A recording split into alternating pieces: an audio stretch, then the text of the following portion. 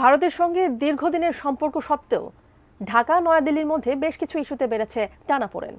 শেখ হাসিনা সহ সীমান্ত সমস্যা নিয়ে বাংলাদেশের অভ্যন্তরে ভারতের ভূমিকা নিয়েও তীব্র অসন্তোষ তৈরি হয়।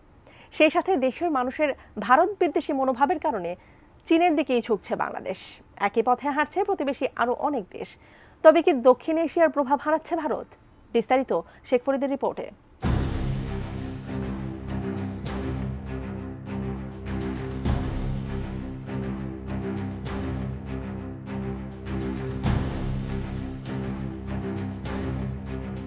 ভারতের সঙ্গে বাংলাদেশের কূটনৈতিক টানাপোড়েনের মোক্ষম সুযোগ নিয়েছে চীন। পরিস্থিতিকে কাজে লাগিয়ে ঢাকাকে আরও কাছে টানতে সক্রিয় হয়েছে বেইজিং। এরই ধারাবাহিকতায় বাংলাদেশের রাজনৈতিক দলগুলোকে সফরের আমন্ত্রণ জানায় শি জিনপিং সরকার।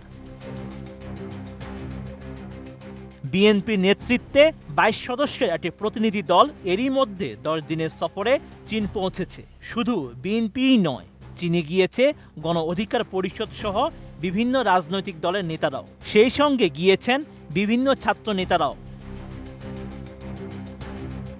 কোয়ালিটি সম্পন্ন আন্তর্জাতিক মানের still bar CSRM, committed for better still.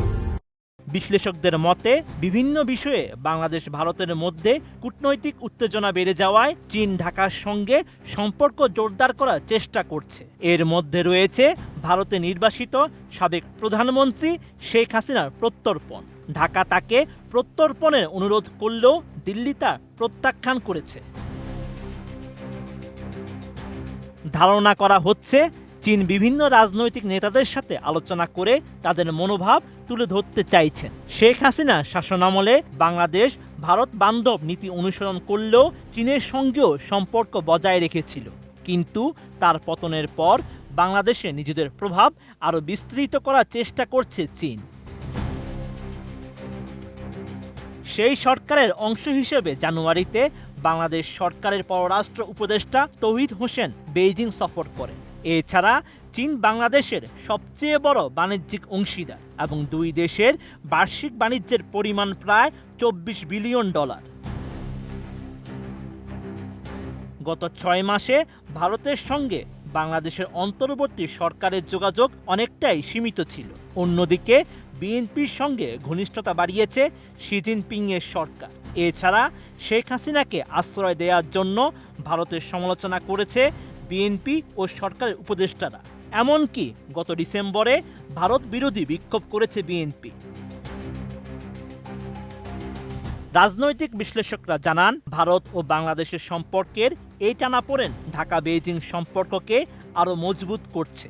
Sri Lanka, মালদ্বীপ ও নেপালের মতো বাংলাদেশেও এখন ভারত চীন কৌশলগত প্রতিযোগিতার কেন্দ্রে চলে এসেছে।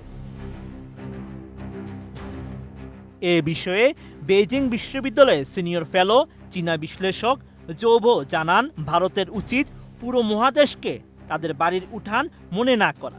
এই মনোভাব ভারতের জন্য ক্ষতিকর হতে পারে। Sheikh Farid, ATN news.